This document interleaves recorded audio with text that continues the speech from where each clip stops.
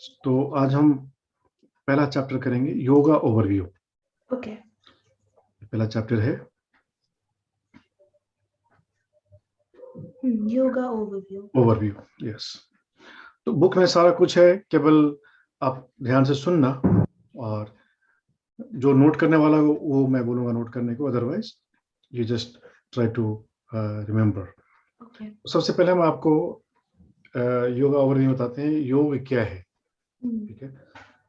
योग एक संस्कृत वर्ड है, मतलब संस्कृत वर्ड में भी क्या होता है, हर एक वर्ड एक रूट वर्ड से निकलता है। हर एक वर्ड, तो योग भी एक रूट वर्ड से निकला है, और रूट वर्ड इज युज, YUJ। आप ये नोट करो, युज।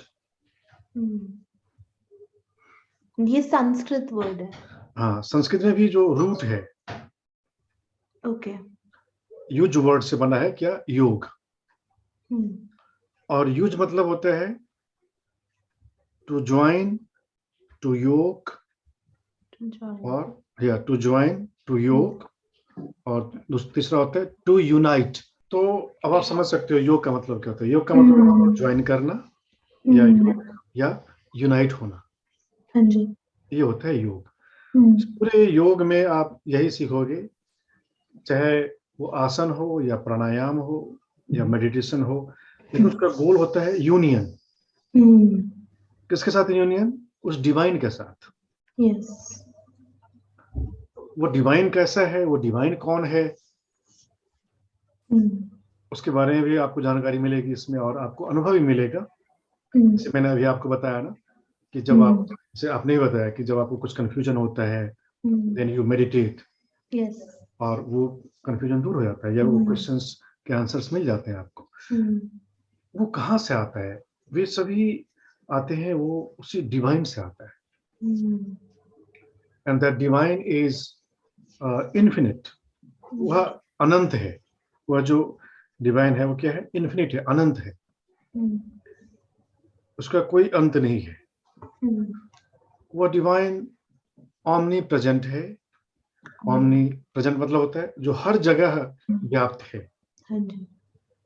ओमनी साइंट है, मतलब जो सब कुछ जानता है।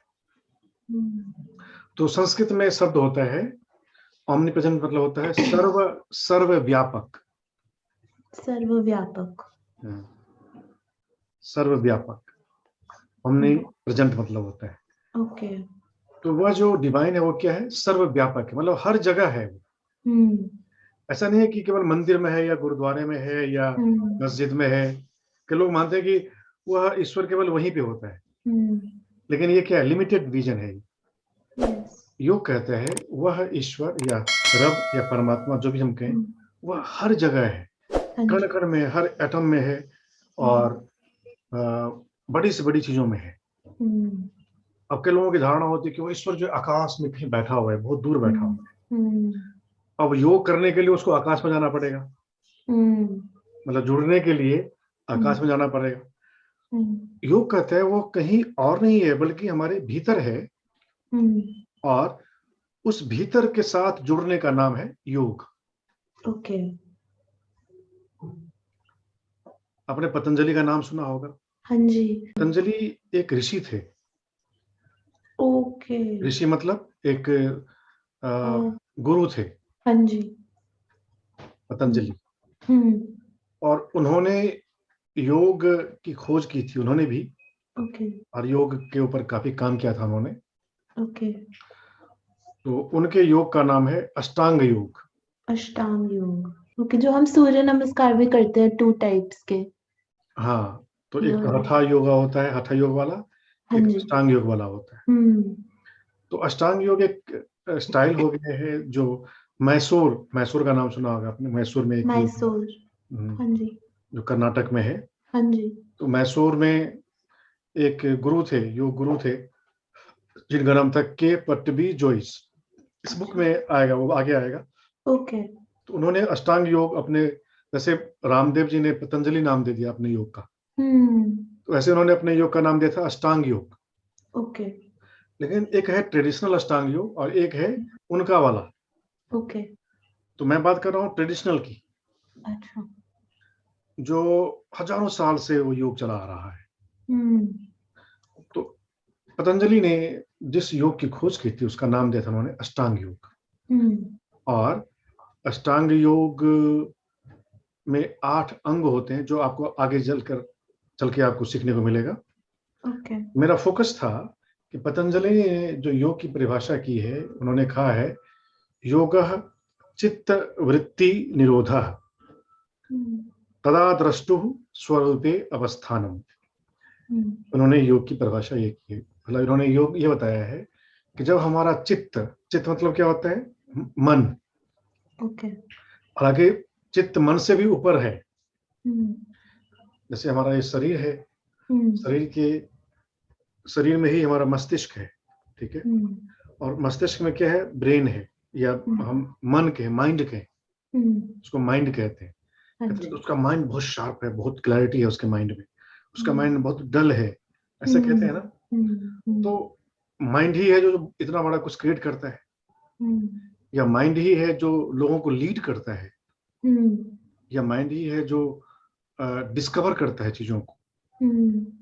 बॉडी कहाँ डिस्कवर कर पाती? बॉडी तो कुछ नहीं है, वो तो माइंड है। आप ब्रेन को हो या माइंड को हो, ब्रेन एनाटॉमिकली या फिजियोलॉजिकली सबके ब्रेन का स्ट्रक्चर सबका एक जैसा ही है। उसमें जैसे ब्रेन में हाइपोथैलेमस होता है, थैलेमस होता है, ठीक है, या और भी जो ग्लैंड्स होते हैं, सबके बॉडी में एक जैसी ही है। ऐसा नहीं है कि आइंस्टीन का ब्रेन का स्ट्रक्चर अलग था और जो और लोग हैं उनका स्ट्रक्चर अलग है, सबकी फिजियोलॉजिकली एक जैसी है। तो वो क्या चीज है जो एक व्यक्ति को आइंस्टीन बना देता है और एक व्यक्ति को केवल रिक्शा चालक बना देता है, एक को मजदूर बना देता है? क्योंकि मजदूर बोले या जो इस तरह के लेबर क्लास के लोग बोले, अब ये लोग शरीर से मेहनत करते हैं, ब्रेन ज्यादा इस्तेमाल नहीं करते, जो अनएडुकेटेड लोग होते हैं। और जिनके पास ब्रेन है या जिनका माइंड बहुत शार्प है, वे बहुत बड़े साइंटिस्ट बन जाते हैं, या बहुत बड़े लीडर बन जाते हैं, या बहुत बड़े स्टार बन जाते हैं, because of their smartness. Smartness आता है माइंड से, और माइंड के भीतर एक चीज है जो स्मार्ट बनाते है, वो क्या है? वो है इंटेलेक्ट। इंटेलेक्ट। तो जिसका इंटेलेक्ट जितना शार्प होगा, वह उसका ब्रेन, उसका माइंड उतना क्लियर होगा। तो जो क्लैरिटी आती है वो आती है बुद्धि से, उसको बोलते हैं इंटेलेक्ट से। और कहते हैं माइंड को कंट्रोल भी करना बहुत मुश्किल होता है। हाँ, तो माइंड को कंट्रोल भी कौन करता है? इंटेलेक्ट। जो इंटेलेक्चुअल व्यक्ति होते हैं उनका माइंड कंट्रोल होता है ना। जैसे अगर आपका माइंड कंसंट्रेट ना हो तो आप ज्यादा पढ़ाई में तेज नहीं हो सकते हो, चीजों को ज्यादा नहीं समझ सकते हो। तो कंसंट्रेशन तो बहुत जरूरी है। तो कंसंट्रेशन के लिए कौन कहता है? जो इंटेलेक्ट है, बुद्धि कहती है कि हे थोड़ा माइंड को फोकस करो, नहीं तो नहीं समझ पाओगे। जिसका बुद्धि जितना शार्प है उतना फोकस्ड होता है, अपने लक्ष्य के प्रति उतना ही ज्यादा वो फोकस्ड होता है, अपने गोल के प्रति, क्योंकि उसके अंदर क्लैरिटी होती है। अगर मैं गोल के प्रति फोकस्ड नहीं होऊंगा तो मैं सक्सेस नहीं प्राप्त कर सकता। So this who teaches, that is called intellect. Yes. और इंटेलेक्ट के भीतर होता है वह ईश्वर, जो परमात्मा है, वह बुद्धि में विराजमान होता है।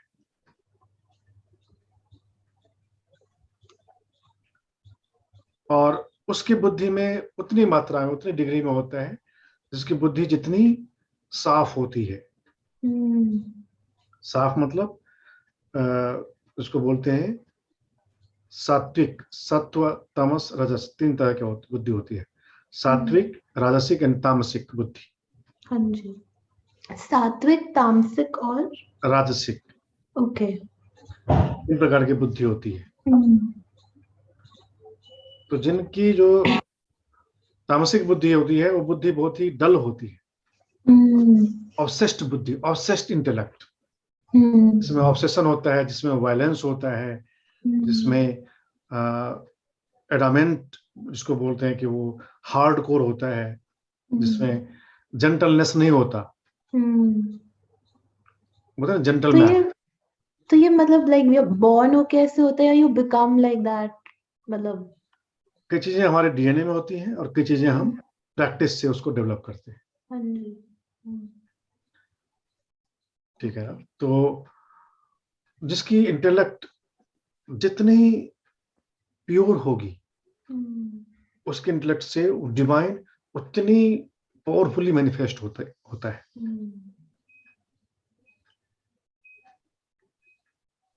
तो तामसिक बुद्धि जो होती है वह बहुत डल होती है, राजसिक उससे ज्यादा तेज होती है, और सात्विक और भी ज्यादा तेज होती है। तो ये पता कैसे चलता है कि कौन से में आते हैं हम? Right right right. अब जो जो बहुत ही ऑब्सेस्ड माइंड का होता है, ऐसे ऑब्सेशन, सीरियल किलर्स और ऐसे लोग होते हैं। हाँ, इस तरह के जो लोग होते हैं वो उनका इंटेलेक्ट क्या होता है, डल हो जाता है, तामसिक होता है वो। हम्म। जो वायलेंट लोग होते हैं, जो टेररिस्ट होते हैं, हम्म। या क्रिमिनल्स होते हैं, हम्म। या लॉ तोड़ने वाले लोग होते हैं, हम्म। वायलेटर्स होते हैं, तो वे क्या होते हैं, तामसिक होते हैं वे। हाँ जी। हम्म। राजसिक होते हैं, जो राजसिक होते हैं, जो प्रॉपर्टी, जो धन कमाना है के ऊपर बुद्धि लगाता है, ओके। जो राजनीति में बुद्धि लगाते हुए, ये सब क्या है, राजसिक है। ये सब बुक में लिखा होगा या फिर मैं नोट डाउन करती रहूं? ये तो आप समझ लो केवल, ये ओके, 3 ठीक टर्म है। आप नोट कर लो, ओके। सात्विक, राजसिक एंड तामसिक। ठीक है। और सात्विक कौन होता है? सात्विक होता है जो बहुत कूल माइंड का होता है, हम्म। कूल माइंड होता है, काम माइंड होता है, जिनको जिनके भीतर पेशेंस होता है, जिनका अपने ऊपर सेल्फ कंट्रोल होता है, ये लोग होते हैं सात्विक। ओके। और आप देखो, इस तरह के लोग होते हैं वही लीड करते हैं हर चीज को। ठीक है ना? हाँ क्योंकि जी। जिसका माइंड शांत होगा वही चीजों को समझ सकता है। हम्म। अब ऐसे देखो, जैसे पूल है, कोई हम्म। पूल है और उसका पानी क्रिस्टल क्लियर पानी है, ठीक है, जिससे आप उसके बॉटम को देख सकते हो। लेकिन अगर वो पानी मूव करता रहे तो बॉटम को आप क्लियरली नहीं देख पाओगे। हाँ जी। जब पूल का पानी स्टिल होता है हम्म। तब आप बॉटम को बहुत ही क्लियरली देख पाओगे। हम्म। तो ऐसे ही जब आपका माइंड काम होता है, कूल होता है, तो आप किसी भी समस्या का समाधान निकाल सकते हो। जैसे आपने बोला बोला ना कि जब कंफ्यूजन होता है, क्वेश्चन होता है, परप्लेक्शन होता है, देन यू मेडिटेट। क्या करते हो? आप माइंड को काम करते हो, आप ब्रीथ करते हो, माइंड को काम करते हो।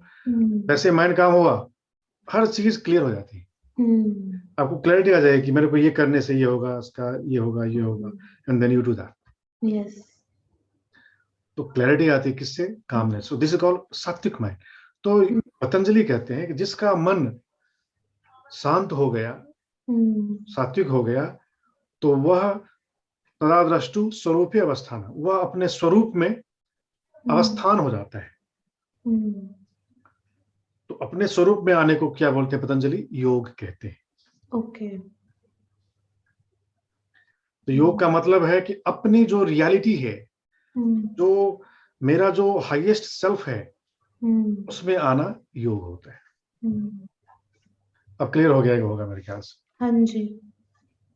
अपने जो हाईएस्ट वाइब्रेशंस है, हाईएस्ट बेस्ट वर्जन मतलब ऑफ योरसेल्फ। हाँ हाँ। तो coming into best version of yourself is योग। यस।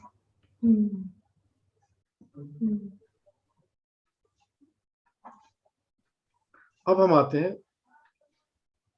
ये तो हो गया योगा का ओवरव्यू, योग क्या है ये आपने जान लिया। हाँ जी।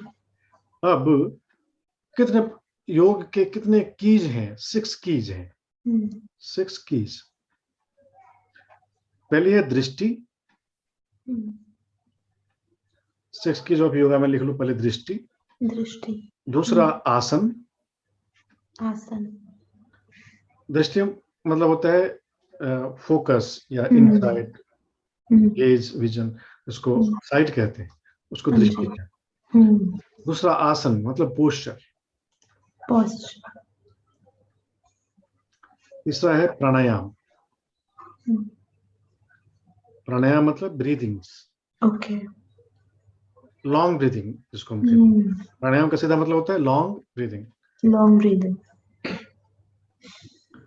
चौथा होता है ध्यान, मतलब मेडिटेशन। पांचवा होता है शिथिलीकरण। कर, इसका क्या मतलब होता है? रिलैक्सेशन। रिलैक्सेशन। और छठा होता है डाइट, डाइट। जिसको आहार कहते हैं योग की भाषा में। तो हम ये भी सीखेंगे डाइट? हाँ बिल्कुल, ओके। ये भी सीखेंगे। आहार को इंग्लिश में डाइट कहते हैं। ओके। तो these are 6 keys of yoga. ठीक है, तो योग आपने समझ लिया। उसके बाद फिर योग के 6 कुंजिकाएं समझ लिया आपने। कुंजिका मतलब कीज समझ ली। ठीक है। हाँ जी। दृष्टि का मतलब होता है कि जैसे कोई आप आसन कर रहे होगे तो आपकी आंख की दृष्टि कहाँ पे होनी चाहिए, ये होता है। जैसे किसी आसन में आपकी दृष्टि आपकी थम्स पे होती है, किसी में आकाश में होती है, किसी में साइड में होती है दृष्टि। उसका भी एक चैप्टर है, उसके लिए अलग से हम बताएंगे आपको। ओके। कितने प्रकार की दृष्टि होती है। उसके बाद आसन आप सीखोगे ही इसमें कोर्स में। प्राणायाम भी सीखोगे, मेडिटेशन भी सीखोगे, शिथिलीकरण भी सिखाएंगे हम आपको, और आहार डाइट भी सिखाएंगे। डाइट। ओके।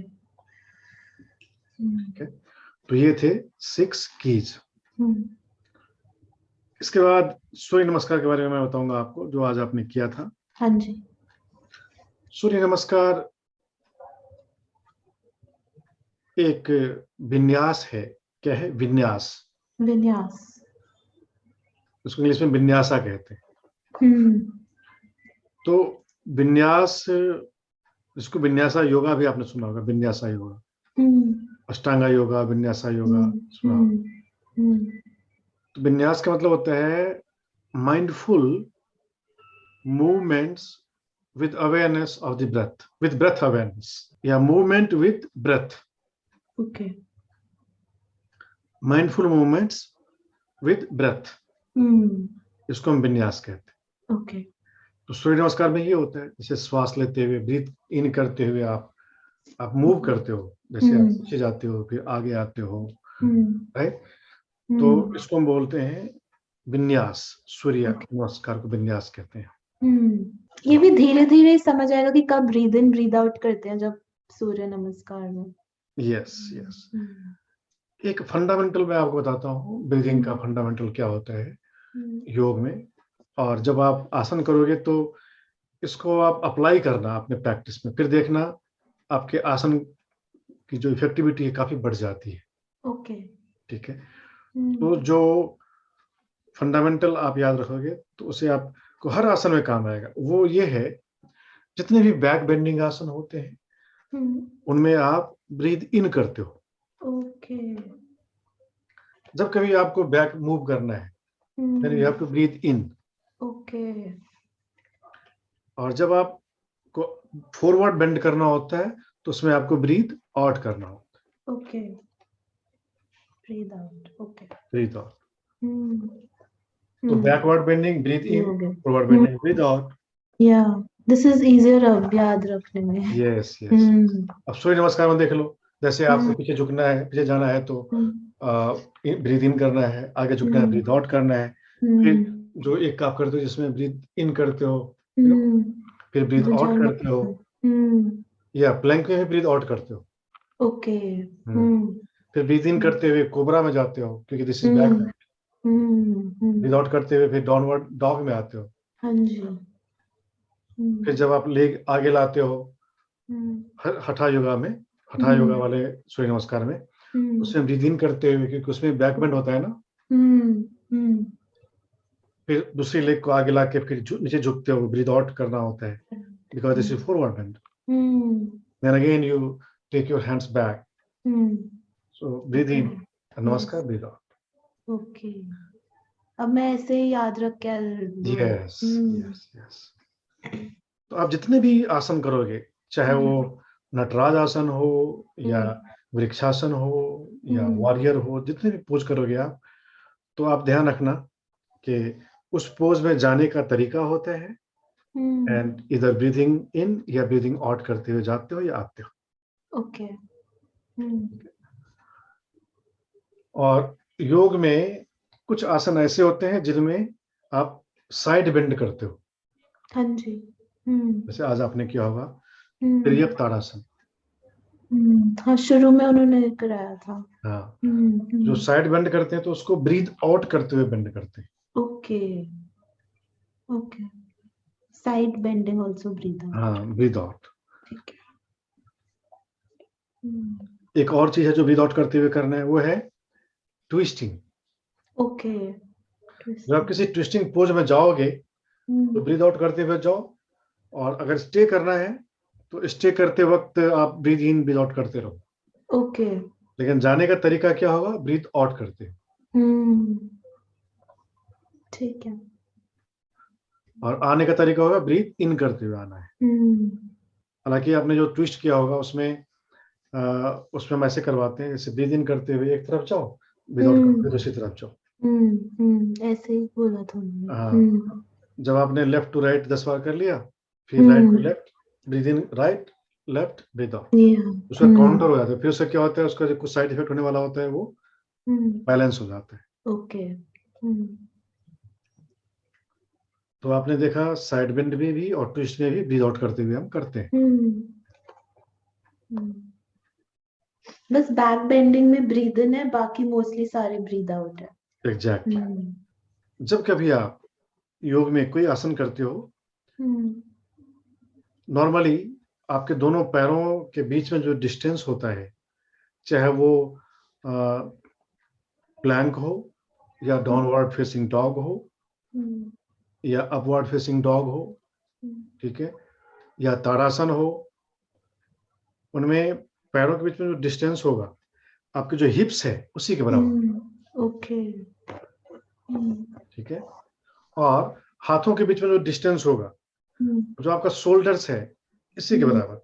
ऐसे भी नहीं होगा और बिल्कुल ये भी नहीं होगा, मतलब शोल्डर्स के बराबर होगा। ठीक है। तो योगा बहुत ही इंटरेस्टिंग चीज है, बहुत मजा आता है जब आप इसको टेक्निकली करते हो तो। हाँ जी, आज ही करके ही मुझे अच्छा लगा बहुत। बिल्कुल। क्या है, आपके हार्मोन्स, गुड हार्मोन्स सीक्रेट होते हैं। When you feel happy, happy hormones secret होते हैं। यस। जैसे एंडोर्फिन हैप्पी हार्मोन है, पिट्यूटरी ग्लैंड से जो हार्मोन्स निकलते हैं सभी हैप्पी हार्मोन्स होते हैं। तो you definitely feel very good. Yes. Why? Because you activate this gland while doing asanas. Yes.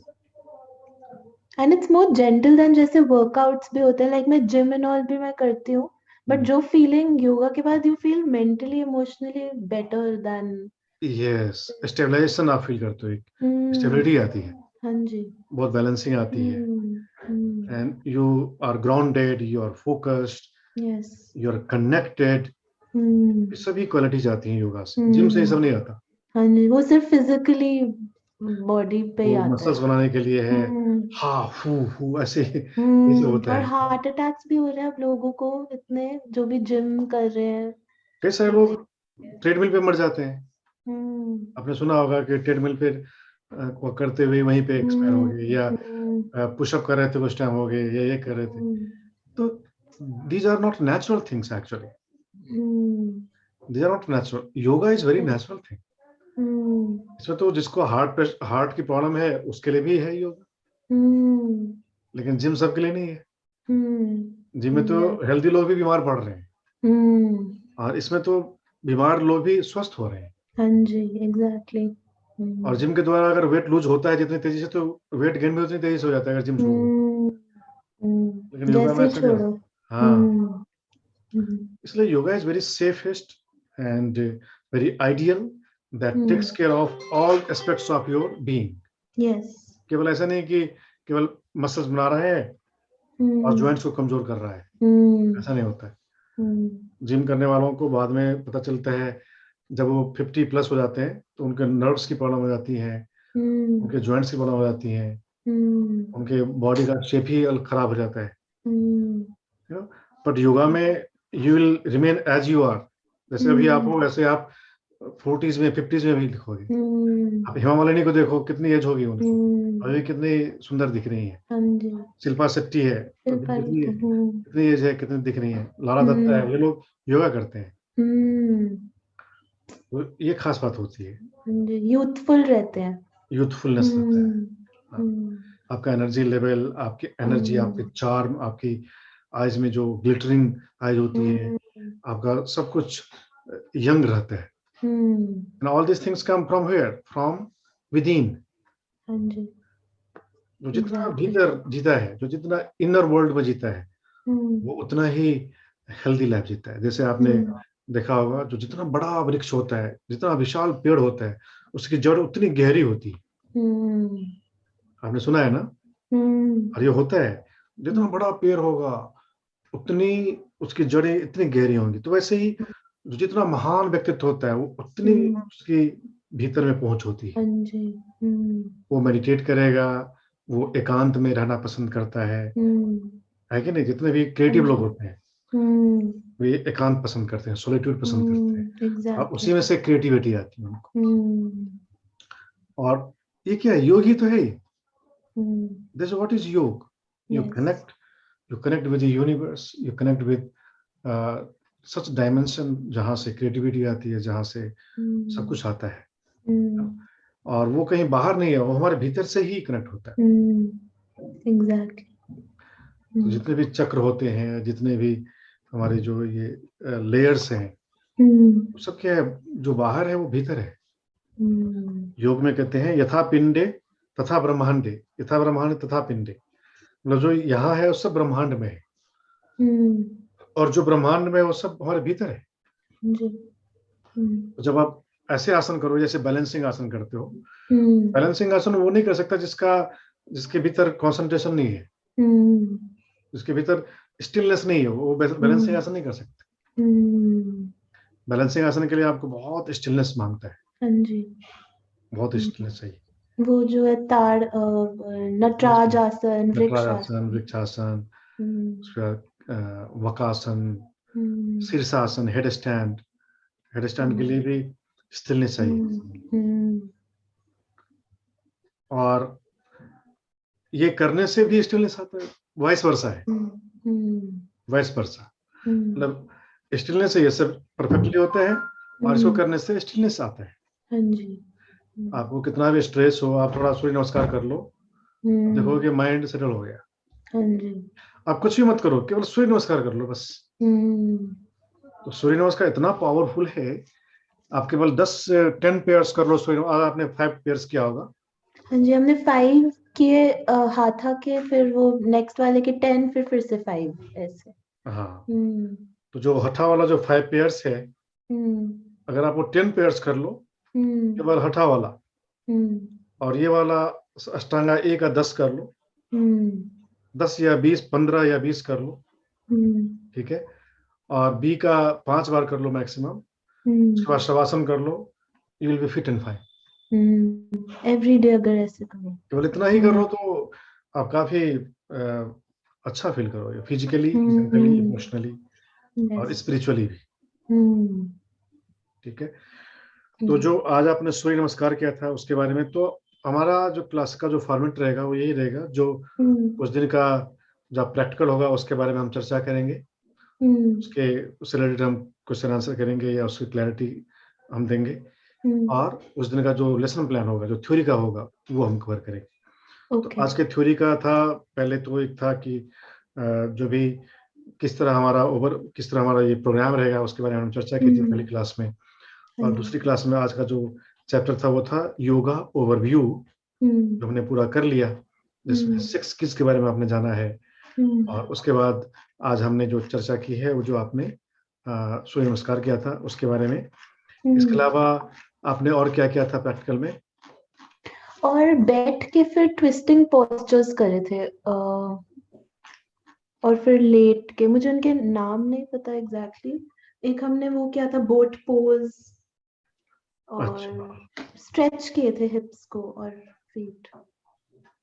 Okay okay okay, हाँ ठीक है। जब आपके पास वो बुक आ जाएगी तो और भी क्लियर हो जाएगा। ओके। तो जब बुक आ जाएगी फिर उसमें देखना, और फिर उसके बाद कोई कंफ्यूजन हो तो फिर हम उसको क्लियर करें। ओके।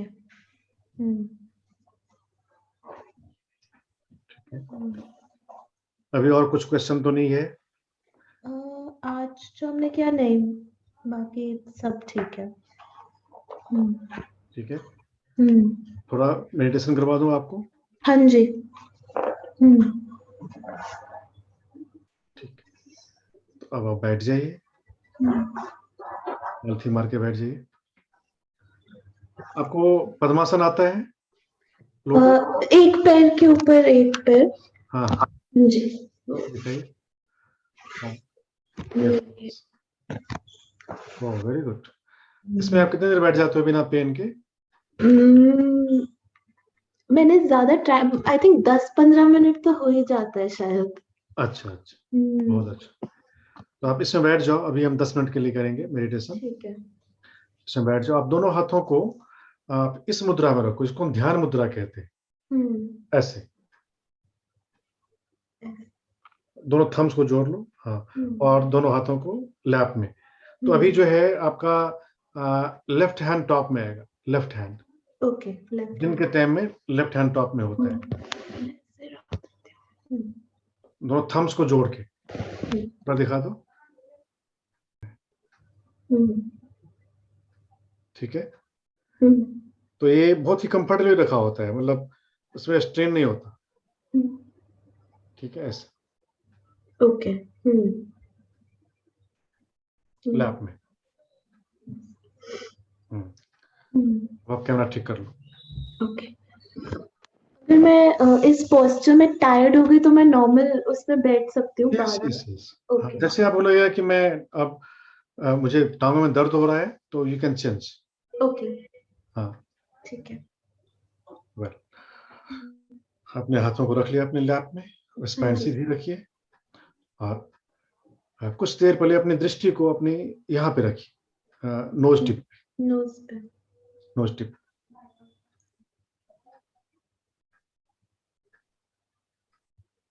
आपकी सांसें नॉर्मल हो।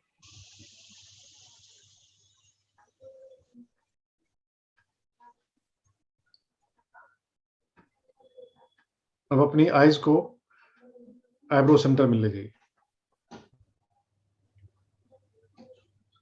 आईब्रो सेंटर,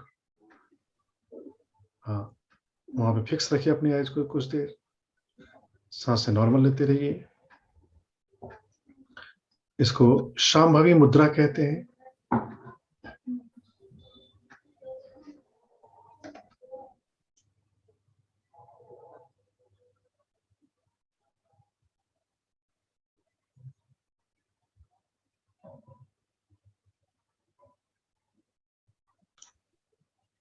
अब अपनी दृष्टि सामने वॉल पे टिका दीजिए,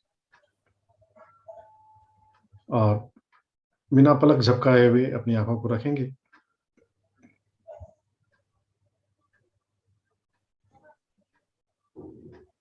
सांसें नॉर्मल लेते रहिए।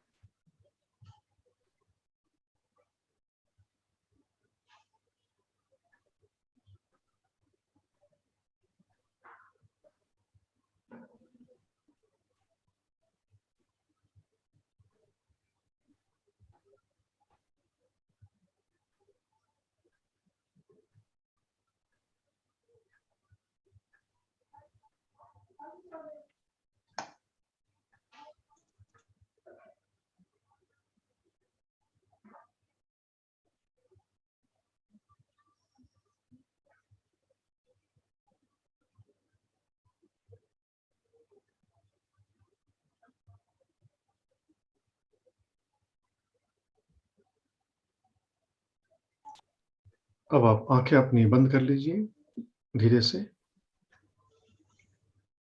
और पूरे शरीर को रिलैक्स रखिए। स्पाइन सीधी, सिर उठा हुआ, हाथ अपराइट, दोनों हाथें दोनों हाथों को कंफर्टेबली अपनी गोद में रखिए और पूरे शरीर को रिलैक्स रखते हुए कभी अपनी सांसों पे ध्यान रखिए, कभी अपने थॉट्स के ऊपर, कभी फीलिंग्स पे। इन तीन चीजों पे से किसी एक पर आप अपना ध्यान केंद्रित कर सकते हैं, या तो सांसों पे या थॉट्स पे या सेंसेशंस पे, या जस्ट रिमेन क्वाइट, काम। अब इन सभी चीजों को ट्रांसेंड करने की कोशिश कीजिए। Transcend your body consciousness, transcend your thoughts, transcend feelings, sensations, transcend all these earthly phenomena, and enter into such a zone which is absolutely silent, tranquility, that is called transcendental state.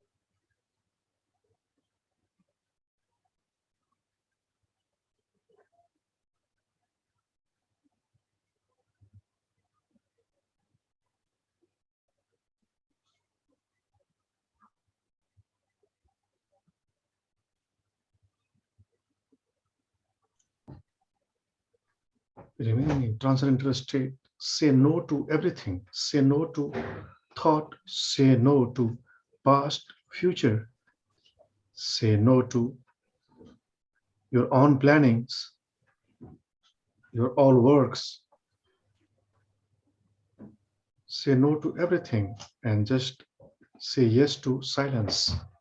Say yes to non-thinking, non-striving, no planning, no visualizing, remaining flowing with time, remaining still, empty mind. Visualize your mind like cloudless blue sky. Try to recall the cloudless blue sky and keep your mind like that.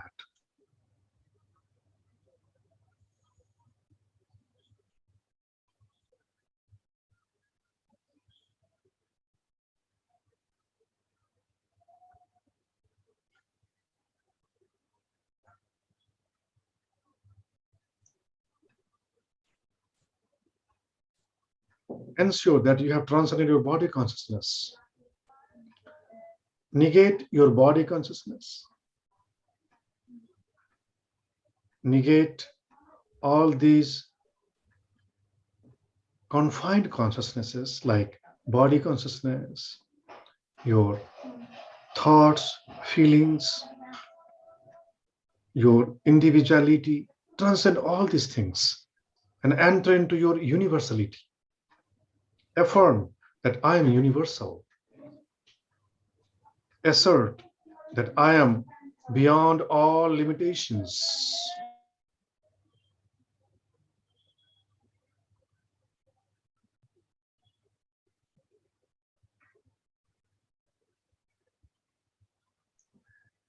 Keep affirming, keep asserting your true nature. People remain in dispositions, becoming oblivious of their true natures. They inadvertently believe themselves as confined mortal being. But we have forgotten our true natures. Our true natures are universality, beyond gender, beyond nationality, beyond forms, beyond names, beyond everything. Assert that divine nature. So, divine is beyond all these things. Divine has every form, but divine doesn't attach to that. So, also a divine person. A divine person does everything, but with non attachment.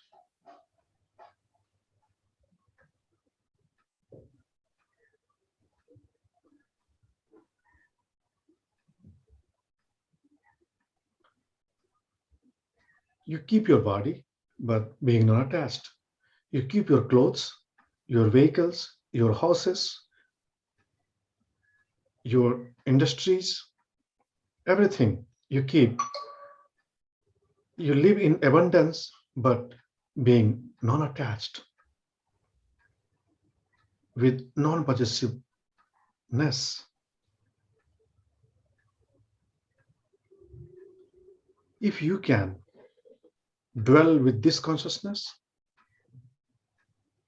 you are divine. Divine has this consciousness.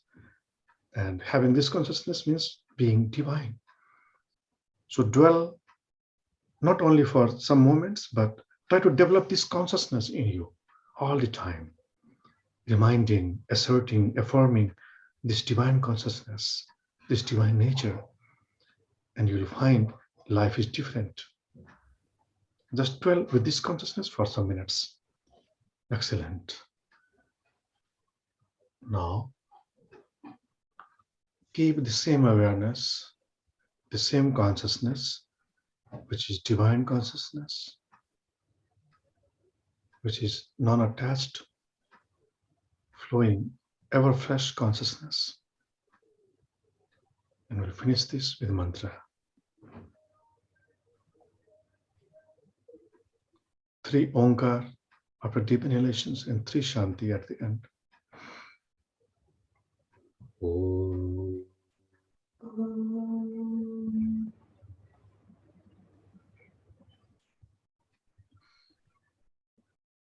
Om.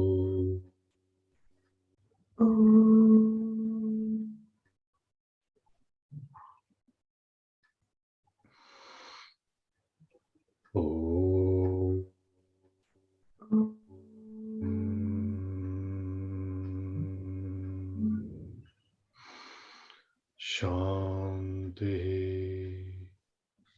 Shanti.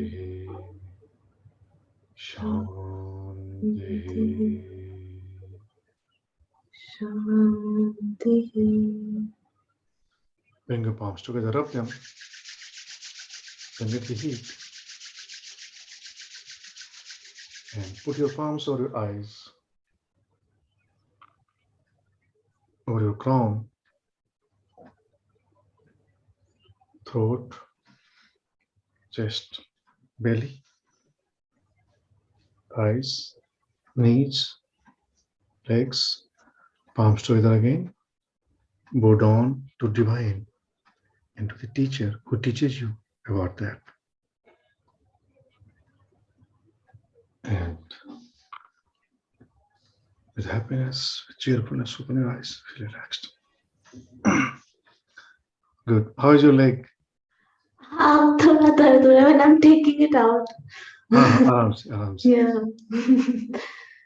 But आप इधर बैठ गए. it was amazing. पूरी body मुझे slowly feel हुई numb हो गई थी. And, yeah. And mind? And mind I felt थोड़ा सा इधर उधर इट वाज गोइंग, बट बीच बीच में जैसे साउंड्स आ रही थी तो उस पे भी फोकस जा रहा था. ओवरऑल कैसा लग रहा है मेडिटेशन के बाद? बहुत अच्छा लग रहा है. अमेजिंग. काफी fresh. Yes, more calm, because I feel as a person also I tend to मैं overthink बहुत करती हूँ, तो तभी after meditation मुझे बहुत I feel much better. Excellent, great. Very good, Vatsala. Thank you. It was nice teaching you today. Yes, बहुत अच्छा लगा. Thank you so much. Welcome. See you tomorrow. See you tomorrow. So 8 o'clock I'll be at the class. Yeah. I'll carry my laptop. Yeah. Okay. Okay. Thank you. Namaste. Thank you.